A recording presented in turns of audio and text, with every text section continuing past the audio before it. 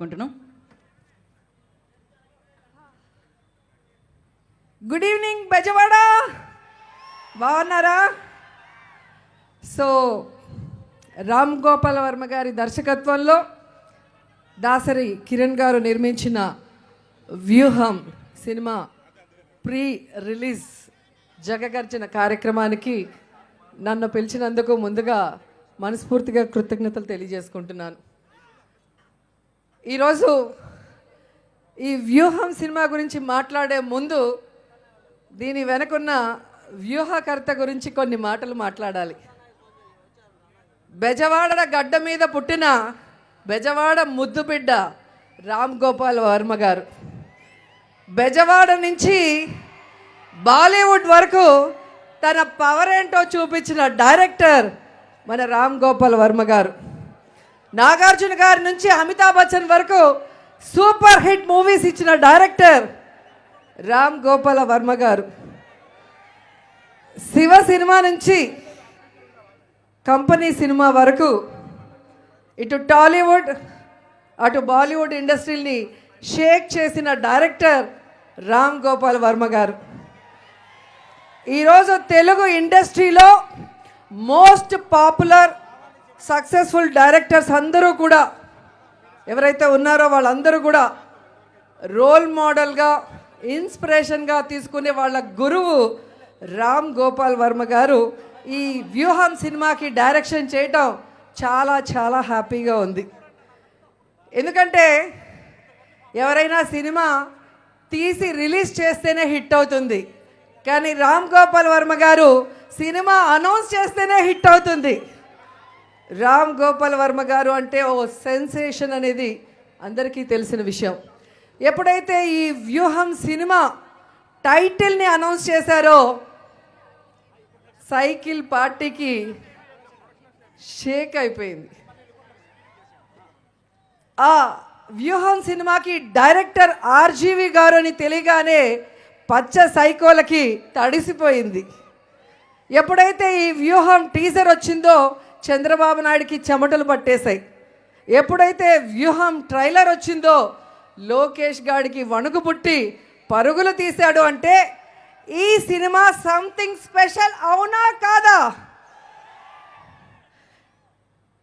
చంద్రబాబు నాయుడి కుట్రలు కుతంత్రాలకి జగనన్న ఆలోచనలకి మధ్య జరిగిన సంఘర్షణే ఈ వ్యూహం సినిమాని ట్రైలర్ చూస్తే అర్థమవుతుంది.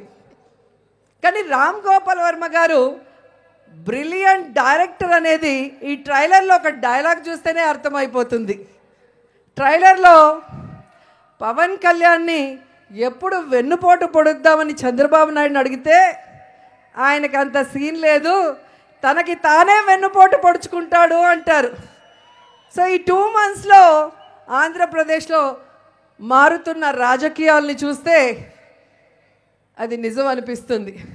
ఎందుకు పనికిరాని పప్పు కూడా పవన్ కళ్యాణ్ సీఎం కాలేడు, అతనికి సమర్థత లేదు అని చెప్పాడు. అంటే రాజమండ్రి జైల్లో వెళ్ళి తన ఫ్యాన్స్ని, తన సామాజిక వర్గాన్ని, తన జన సైనికుల్ని చంద్రబాబు నాయుడికి అమ్మేసి తనని తాను వెన్నుపోటు పొడుచుకున్నాడు అనేది ఈరోజు స్పష్టంగా కనిపిస్తున్న నిజం. నిజంగా రామ్ గోపాల్ వర్మ గారిని అభినందించకుండా ఉండలేకపోతున్నాను.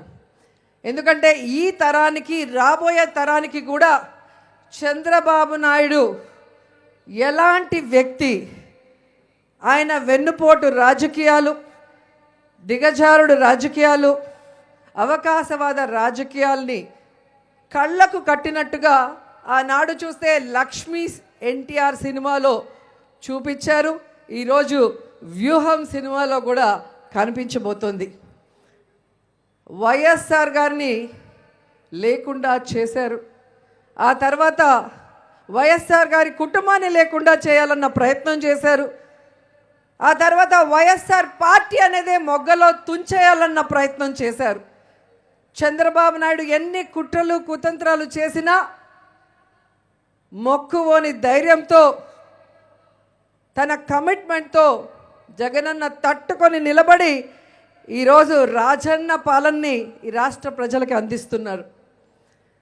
చంద్రబాబు నాయుడు చేసే కుట్రలకి నీతిమాలిన రాజకీయాలకి చిరునవ్వుతో సమాధానం ఇచ్చి ఈరోజు ఆంధ్రప్రదేశ్ గురించి తెలుసుకున్న వాళ్ళైనా లేదా వైఎస్ఆర్ గారి కుటుంబం గురించి తెలిసిన వాళ్ళైనా తండ్రికి తగ్గ తనయుడు అని జగనన్నని శభాష్ అంటున్నారు. కానీ నేనంటాను, స్వర్గంలో ఉన్న వైఎస్ రాజశేఖర రెడ్డి గారు గర్వపడే విధంగా తండ్రిని మించిన తనయుడు జగనన్న. తండ్రి ఆశయం కోసం, తండ్రి ప్రేమించిన ఈ ప్రజల కోసం తన ప్రాణాలు సైతం పణంగా పెట్టి ప్రతిపక్షాల కుట్రలకి జైలుకైనా వెళ్ళాను కానీ తల దించను, కమిట్ అవ్వను వీళ్ళకి అని ఈ ప్రజల కోసం జగనన్న పోరాడిన విధానాన్ని ఈరోజు రామ్ గోపాల్ వర్మ గారు తెరకెక్కించడం ఈ తరానికే కాదు భవిష్యత్ తరానికి కూడా చంద్రబాబు నాయుడు లాంటి బ్యాడ్ పొలిటీషియన్ గురించి చెప్పే ఒక సజీవ చిత్రంగా ఇది నిలిచిపోతుందని మనస్ఫూర్తిగా నమ్ముతున్నాను. ఈ సినిమా ట్రైలర్ వచ్చినప్పటి నుంచి ఎలాగైనా దీన్ని కోర్టులో ఆపాలి అని చంద్రబాబు నాయుడు లోకేష్ పడుతున్న తపన చూస్తుంటే వాళ్ళకొకటి చెప్పాలనిపిస్తుంది.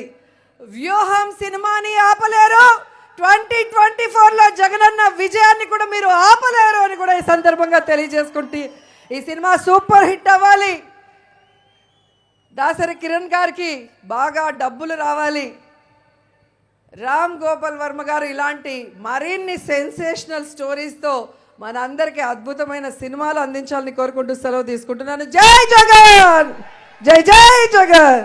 థ్యాంక్ యూ రోజా గారు, థ్యాంక్ యూ సో మచ్. మిమ్మల్ని కూర్చోవలసిందిగా కోరుకుంటున్నాము, ఇంకొంచెం సమయం మీది మాకు కావాలి. And thank you so much. And ఇప్పుడు